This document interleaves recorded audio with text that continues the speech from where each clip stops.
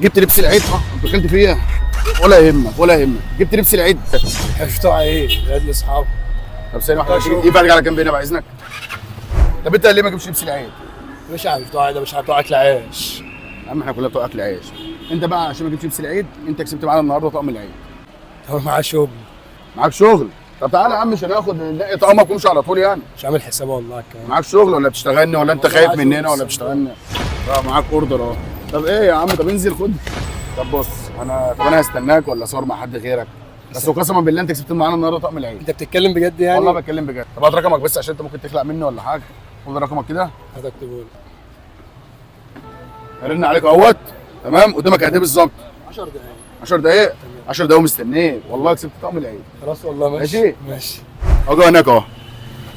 ايوه يا ريس. بس انا عايز اعرف بس بمناسبه عشان انت راجل جدع وشايف شغلك كسبت معانا النهارده لبس العيد. تعالى يلا.